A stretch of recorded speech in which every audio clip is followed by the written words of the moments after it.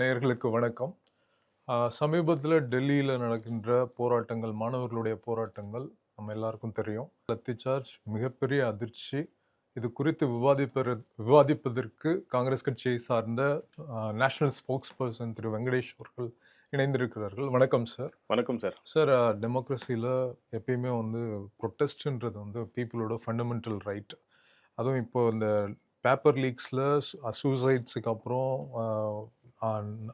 நாடு முழுக்க ஒரு பெரிய அதிர்வலை இருக்கு. ப்ரொட்டஸ்ட் ரொம்ப ப்ரொட்டஸ்ட்ல நடந்த விஷயங்கள் ரொம்ப அதிர்ச்சியா இருக்கு. உண்மையில ரொம்ப அதிர்ச்சியா இருக்கு. இவங்க என்னன்னா பிஜேபி இந்த மான்சூன் செஷன் ஆஃப் பார்லிமெண்ட் இப்போ ஸ்டார்ட் ஆகிருக்கு 20th அன்னையிலேருந்து. ஸோ இவங்க என்ன ஆன்டிசிபேட் பண்ணுறாங்கன்னா, இது ஒரு பெரிய மூவ்மெண்ட்டாக இதாகிடுச்சுன்னா, மொபிலைஸ் ஆகிடுச்சுன்னா பெரிய இவங்களுக்கு ஒரு செட்பேக்காக இருக்கும் அப்படின்னு நினச்சிட்டு தான் இதெல்லாம் பண்ணிட்டுருக்காங்க. உண்மையில் அவங்களுக்கு ஒரு பின்னடைவு தான், ஏற்கனவே பின்னடைவு இருக்குது. இப்போ இங்கே என்ன பிரச்சனை அப்படின்னு கேட்டிங்கன்னா, ஒவ்வொரு மாணவரோ ஒவ்வொரு குடிமகனும் ப்ரொட்டஸ்ட், அதாவது தர்ணா பண்ணுறது அவங்களுக்கு ஒரு அடிப்படை உரிமை இந்த அரசியலமைப்பு கொடுக்குது. அவங்க ரொம்ப பீஸ்ஃபுல்லாக சாந்தி பூர்வமாக இங்கே அங்கே ஜந்தர் மந்தரில் பண்ணிட்டுருக்காங்க. இப்போ என்ன அப்படின்னு கேட்டிங்கன்னா, இவங்க டுவர்ட்ஸ் பார்லிமெண்ட் மார்ச் ஆகி போகும்போது போலீஸ் தாக்குதல் பண்ணுறதா சொல்கிறாங்க. இப்போ உண்மையிலே இங்கே பெரிய கேள்வி என்னென்னா, இது தாக்குதல் பண்ணது காவல்துறையா, இல்லை வேறு யாராவது ஏஜென்சிஸா, இல்லை ஆர்எஸ்எஸோட கும்பலா அப்படின்னு தெரியல. ஏன்னா நிறைய இப்போ மெயின் ஸ்ட்ரீம் மீடியா பார்த்தீங்கன்னா, எந்த பெரிய மெயின் ஸ்ட்ரீம் மீடியா எடுத்தாலும் அவங்க எதுவுமே ரியல் இஷ்யூஸை கவர் பண்ணுறதே கிடையாது.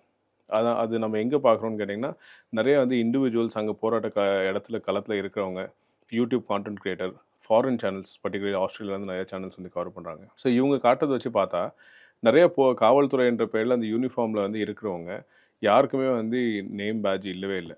ரெண்டாவது அவங்களோட ஹேர் கட்டு, அவங்களோட ஃபிசிக்கல் ஸ்ட்ரக்சர்ஸை பார்க்கும்போது இவங்களாம் உண்மையில காவல்துறை இருக்க முடியுமான்றது ஒரு பெரிய சந்தேகத்தை எழுப்புது. அடுத்தது பார்த்தீங்கன்னா நிறைய பேர் இந்த சிவிலியன்ஸ் மாதிரியே இருக்காங்க, கையில் லட்டி வச்சுட்டு இருக்காங்க. நிறைய பேர் லட்டி வச்சுட்டு இருக்காங்க. இவங்க எல்லாருமே சேர்ந்து கண்ணாபிரான சரமாரியாக அங்கே இருக்கிற பொதுமக்களை, மாணவர்களை எல்லாருமே தாக்குதல் பண்ணுறாங்க. இதில் குறிப்பாக என்ன அப்படின்னு கேட்டால், அந்த லட்டி இருக்கு இல்லையா, அந்த லட்டியோட கீழே அடி முனையில் பார்த்தீங்கன்னா இது இருக்குது, என்னது ஆணி வச்சுருக்காங்க போலது. அடிக்கும்போது எல்லாம் ஃபுல்லாக சிலர் அட்மிட் ஆகிருக்காங்க. இதில் ஹாஸ்பிட்டலில் பார்த்தா உடம்பு ஃபுல்லாக அப்படியே அந்த ஆணி குத்தி இதாக இருந்தால் எப்படி இருக்கும், அந்த இது இருக்குது. வடுகள் ஃபுல்லாக மூஞ்சி ஃபுல்லாக எல்லாம் அடிக்கிறாங்க, எல்லா இடத்துலையும் அடிச்சிருக்காங்க. இதெல்லாம் கடந்து நடந்து போயிட்டுருக்காங்க இந்த காவல்துறை யூனிஃபார்ம் போட்டுட்டு. அங்கே நிற்கிற வண்டிகள், பஸ்ஸு, எல்லா வாகனங்களையும் பார்த்தீங்கன்னா கண்ணாடி அடித்து உடச்சி சேதம் பண்ணுறாங்க. இது ஏன் இந்த மாதிரி கவர்மெண்ட் இது பண்ணது, கவர்மெண்ட்டோட நாலேஜ் இல்லாமல் இது நடக்கவே நடக்காது. அரசாங்கம் கண்டிப்பாக அவங்க நாலேஜோடு தான் நடக்குது. அரசாங்கம் ஏன் காவல்துறை அல்லாத நிறைய பேர் இறக்கி விட்டுருக்காங்க. மாணவர்களை இந்த ஒரு ஒரு கருணையே இல்லாமல் ரொம்ப கொடூரமாக ட்ரீட் பண்ணுறாங்க, அடிக்கிறாங்க. இப்போது காங்கிரஸ் கூட அண்ணாதுரை இதில் இருந்தார், போராட்டம் பண்ணார் லோக்பால் பில்காக. அப்போ காங்கிரஸ்லேருந்து எல்லா பிரதிநிதிகளும் போயிட்டு, விலாஸ் ராவ் தேஷ்முக் அப்போ இருந்தார், இப்போ அவர் உயிரோடு இல்லை. ஏற்கனவே அவர் முன்னாள் முதலமைச்சர், மகாராஷ்டிரா முதலமைச்சர், அவர் போயிட்டு பேசினார். பேசி என்ன பண்ணலான்னு சொல்லிட்டு அவங்களுக்கு உத்தரவாதம் கொடுத்து அவங்களுக்கு அந்த போராட்டத்தை கைவிட வச்சாங்க. அப்போ கவர்மெண்ட் ஏன் பேச மாட்டாங்க? இங்கே என்ன நடக்குதுன்னா, ஏற்கனவே பஞ்சாப்லேருந்து டெல்லி பார்டர்ஸில் நம்ம விவசாயிகள் ஒரு வருஷத்துக்கு மேலே போராட்டத்தை பண்ணிவிட்டு ஒன்றுமே நடக்காமல் கைவிட்டு போனாங்க. அப்போ இவங்க என்ன நினைக்கிறாங்க, பார்லிமெண்ட் செஷன் முடிஞ்சதுக்கப்புறம் திருப்பி அவங்க என்ன வேணாலும் பண்ணுறது, நமக்கு என்ன, அவங்க மண்ணு போராட்டம் பண்ணால் அவங்க மண்ணு சாப்பிட்டோம் அப்படின்னு விட்டுலாம் அப்படின்னு தான் அந்த கவர்மெண்ட் பார்க்குது. மீடியா அதை ப்ராப்பராக கவர் பண்ணுறது இல்லையோ. நேஷனல் மீடியா பிஜேபிக்கு ரொம்ப ப்ரோவா, கோடி மீடியா அப்படின்ற இல்லை, நேஷ்னல் மீடியா எல்லாருக்குமே தெரியும், முதல்ல இந்த கோதி மீடியாவாக தான் இருக்குது. இவங்க இஷ்யூஸ், ரியல் இஷ்யூஸ் தான் கவர் பண்ணுறதே கிடையாது. இது எப்படிலாம் டிஸ்ட்ராக்ட் பண்ணி, எப்படிலாம் ஒரு பொய்யான விஷயங்களை கட்டமைக்கிறது, அதுதான் அதில் தான் ஃபோக்கஸ் பண்ணுறாங்க. ஏன்னா அங்கேயே பார்த்தீங்கன்னா நிறையா இண்டிவிஜுவல்ஸ் அந்த என்டிடிவியோட ஆங்கர்ஸு இவங்கெல்லாம் பேசும்போது இதெல்லாம் ஸ்கிரிப்ட் எழுதி வச்சு இவங்க பேசுகிறாங்க. ஏன்னா சோனம் வாங்சுக்கை விடியகாலையில் அரெஸ்ட் பண்ணுறாங்க. அரெஸ்ட் பண்ணும்போது பார்த்தீங்கன்னா, அங்கே போலீஸ்காரங்க எல்லாம் சேர்ந்து காக்ரோச் ஜனதா பார்ட்டியோட தலைவர் அபிஜித் தீப்கே சூழ்ந்துட்டு குத்துன்னு மூஞ்சிலே குத்துறாங்க. அவ்வளோ அடிக்கிறாங்க. கேட்டால் அந்த கோதி மீடியா என்ன சொல்கிறாங்க, ரொம்ப சாந்திபூர்வமாக அவளை அழகாக இதுக்கு ஹாஸ்பிட்டல் கூப்பிட்டு போகிறாங்க அப்படின்றாங்க. நான் என்ன கேட்குறேன்னா, நீங்கள் அப்படி என்ன மோதிக்கோ இவங்களுக்கோ ஆளும் கட்சிக்கு என்ன நீங்கள் கடமைப்பட்டிருக்கீங்க, அந்தளவுக்கு இருக்காங்க. அதுக்கப்புறம் பார்த்தீங்கன்னா, ஒரு ஒரு ஆத்தென்டிக் நியூஸ் நான் பார்த்தேன். ஒரு பெரிய ஹாலில் சின்ன சின்ன சின்ன சின்ன டென்ட் மாதிரி பண்ணிவிட்டு அந்த எல்லா சேனல்ஸும் வந்து நேஷனல் சேனல்ஸ்லாம் அங்கே வந்து அவங்களோட இதை வச்சுட்டு என்னது கேமராஸை ப்ளேஸ் பண்ணிட்டு ஒவ்வொரு ஸ்போக்ஸ் பர்சன் பிஜேபியில் கிட்டத்தட்ட ஒரு 30-40 ஸ்போக்ஸ் பர்சன்ஸ் உட்காந்துட்டு 24 மணி நேரமும் வந்து ஒரு மக்களை டிஸ்ட்ராக்ட் பண்ணுறதுக்கான நரேட்டிவ்ஸை க்ரியேட் பண்ணியிருக்காங்க. நேஷனல் மீடியா வந்து இந்தியாவில் நடக்கிற பிரச்சனைகளை காமிக்கிறத விட்டுட்டு பாகிஸ்தானில் நடக்கிறத மற்ற இடத்துல நடக்கிறது காமிக்கிறாங்க. நீங்கள் இங்கே இருக்கிற உள்ளூர் பிரச்சனைகளை ஏன் கவர் பண்ண மாட்டேங்க? அப்போ முழுக்க முழுக்க இந்த இந்த இந்த டெமோக்ரஸியோட 4வது பில்லராக சொல்லப்படுற இந்த மீடியா வந்து பார்த்தீங்கன்னா அப்சல்யூட்லி சோல்டு. ஸோ மீடியாவை வந்து ப்ராப்பராக வந்து கேப்சர் பண்ணியாச்சு பிஜேபி. கரெக்ட். ஸோ அதனால் வந்து போராட்டங்கள் வந்து போலீஸ் ஒரு பக்கம் வந்து போராட்டத்தை வந்து போலீஸ் வச்சு ப்ரூட்டலாக வந்து ஹேண்டில் பண்ணுறது, இன்னொரு பக்கம் மீடியா வச்சு ப்ராப்பகேண்டாவை வந்து மேனேஜ் பண்ணிட்டு கிரியேட் இருக்காங்க. பண்ணி டிஸ்ட்ராக்ட் பண்ணிகிட்டே இருக்க வேண்டியதான் கண்டினியூஸாக. ஓகே, இப்போ காங்கிரஸ் வந்து எந்த மாதிரியான ஒரு ஸ்டாண்ட் எடுக்குது சார் ஆக்சுவலாக? இந்த காங்கிரஸ் எப்பவுமே மக்கள் பக்கம் தான் இருக்காங்க. நம்ம ராகுல் காந்திஜி வந்து பிகினிங்லேருந்தே இந்த பேப்பர் லீக்ஸாக இருக்கட்டும், சிபிஎஸ்சியோட ப்ராப்ளம்ஸ் ஆகட்டும், ஆன்ஸ்க்ரீன் மார்க்கிங்காக இருக்கட்டும், எல்லாத்துக்குமே வந்து பார்த்தீங்கன்னா குரல் கொடுத்துட்டே இருக்காரு. அவர் ஒரு பார்லிமெண்டரியன். பார்லிமெண்ட்டில் வந்து தொடர்ந்து வந்து இதுக்கு வந்து குரல் கொடுத்துட்டே இருக்காரு. காங்கிரஸ் கட்சியில் இருக்க எல்லா உறுப்பினர்களும் வந்து அதுக்கு குரல் கொடுத்துட்ருக்காங்க. இன்ஃபேக்ட் வந்து நம்ம இவர் மீடியாவோட சேர்மன் மிஸ்டர் பவன் கேரா கூட பார்த்தீங்கன்னா அவர் கூட போயிட்டு இவரை சோனம் வாங்சுக் அண்ட் அபிஜித் தீபிகா நேரில் போய் பார்த்துட்டு வந்தாங்க. அது வந்து நீட்டாக இருக்கட்டும், எஃப்டிஐயாக இருக்கட்டும், என்டிஐயாக இருக்கட்டும், ஜே2யாக இருக்கட்டும், எல்லாத்துலேயுமே லீக்கேஜ் இருக்குது. அப்போ மொத்தத்தில் நீங்கள் என்ன பண்ணுறீங்க? இதை வந்து அதாவது கடைநிலையில் இருக்கிற கஷ்டப்பட்டு படிக்கிற மாணவர்களோட ஃப்யூச்சர் எதிர்காலத்தை நீங்கள் திருடுறீங்க மொத்தமாக.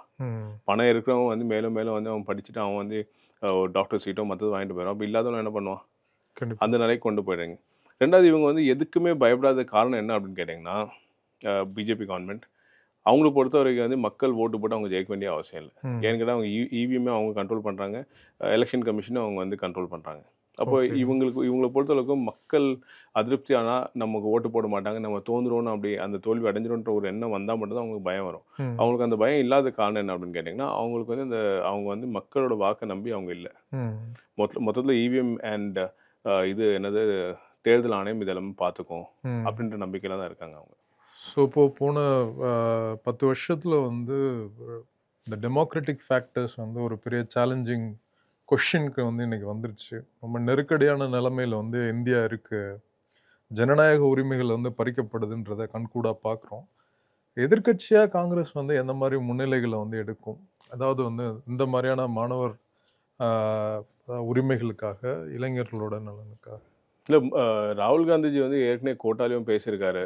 பல அவரோட ஓன் இதுலேயும் வந்து பார்த்திங்கன்னா சோஷியல் ஹேண்டில்ஸ்லேயும் வந்து வீடியோஸ்லாம் ரிலீஸ் பண்ணியிருக்காரு. தொடர்ந்து மாணவர்களுக்கு எதிராக நடக்கிறதெல்லாம் வந்து இது வந்து ஜனநாயகத்துக்கு எதிரான செயல். ஒரு கல்வி மொத்த கல்வி இதுவே வந்து ஸ்ட்ரக்சரே பார்த்திங்கன்னா வந்து இந்தியாவில் கொலாப்ஸ் ஆகிருக்கு. So it needs a complete revival. இது கம்ப்ளீட் ரிவைவல் வந்து பிஜேபி பண்ணுவாங்கன்னு கேட்டால் அது கண்டிப்பாக வந்து இந்த புனரமைக்கிற வேலை வந்து பிஜேபி பண்ணவே பண்ணாது. அதனால் வந்து இந்த ஆட்சி மாற்றம் வந்தால் மட்டும் தான் வந்து எல்லாத்துலேயுமே மாற்றம் வரும். பிஜேபியோட இமேஜ் வந்து டோட்டலாக இதில் வந்து சேஞ்ச் ஆகுது. பிஜேபியோட இமேஜ் ஏற்கனவே வந்து டார்னிஷ் ஆயிடுச்சு சார். இப்போ இல்லை, அது ரொம்ப மக்கள் இடையில வந்து யூத் அண்ட் ஸ்டூடெண்ட்ஸுமே அந்த அபிப்பிராயம் நல்ல அபிப்பிராயம் எப்பவுமே இல்லை. அது ரொம்ப நாள் முன்னாடி அந்த அபிப்பிராயம்லாம் வந்து நல்ல அபிப்பிராயம்லாம் போயிடுச்சு. ஒன்றுமே இல்லை. இவங்க வந்து ஐடென்டிட்டி சிம்பிளிஃபிகேஷன்ன்ற ஒரே விஷயத்தில் மக்களை வந்து இமோஷனலாக ஹிந்துத்வா, ஜெய் ஸ்ரீராம் என்ற ஒரு பேரில் மட்டும் தான் கனெக்ட் பண்ணி வச்சுருக்காங்க. லாஜிக்கலி டெக்னிக்கலி அவங்கள்ட்ட வந்து வேறு எதுவுமே வந்து மக்களை ஒன்று சேர்க்கறதுக்கான எந்த பாயிண்ட்ஸும் இல்லை. ஒரு இதில் வந்து என்னது எக்கனாமி பேஸ் பண்ணியோ, இன்ஃப்ளேஷனை பேஸ் பண்ணியோ, இல்லை டெக்னிக்கல் டெவலப்மெண்ட் பேஸ் பண்ணி எந்த அவங்க பேசுறது கிடையாது. அவங்க மொத்தத்தில் இமோஷன் தான். இப்போ பார்த்தீங்கன்னா வந்து இங்கே வந்து நியூ டெல்லி டிஸ்ட்ரிக்ட் ஃபுல்லாக வந்து கர்ஃப்யூ போட்டிருக்காங்க. அதாவது 144 ஊரடங்கு உத்தரவு போட்டிருக்காங்க. அதனால் வந்து அங்கே கம்யூனிகேஷன் இது எல்லாமே இன்டர்நெட் கனெக்ஷன் எல்லாமே வந்து சீஸ் பண்ணி வச்சுருக்காங்க. அப்போது உண்மையில் வந்து எவ்வளோ மக்கள் வந்து பாதிக்கப்பட்டிருக்காங்க, எவ்வளோ பேர் வந்து இறந்து போயிருக்காங்க, எவ்வளோ பேர் வந்து இன்ஜர் ஆயிருக்காங்க அப்படின்ற உண்மையான தகவல் கூட வந்து நமக்கு இப்போ கிடைக்காது. ஏன்னா 2-3 வீடியோஸ் பார்த்தேன். அங்கே அந்த காலத்தில் இருந்து வீடியோ ரெக்கார்ட் பண்ணி அதுக்கப்புறம் வெளியே வந்ததுக்கப்புறம் அந்த வீடியோ போடுறாங்க அவங்க. அந்தளவுக்கு வந்து சிச்சுவேஷன்ஸ் வந்து டெல்லியில் ரொம்ப மோசமாக இருக்குது. இன்னும் ஒரு 1-2 நாளுக்கு அப்புறம் தான் வந்து எவ்வளோ சேதம் ஆயிருக்கு, எவ்வளோ பேர் இறந்து போயிருக்காங்க. ஒரு பெண்கள் கூட வந்து எங்கள் பெண் மாணவிகள் வந்து அங்கே போராட்டம் பண்ணுறாங்க. அவங்கெல்லாம் வந்து லட்டி வச்சு பின்னாடி குத்துறாங்க, என்னென்ன பண்ணுறாங்க. இதெல்லாம் ரொம்ப அநியாயம். கண்டிப்பாக சார், கண்டிப்பாக. நன்றி, மிக்க நன்றி. ரொம்ப நன்றி சார்.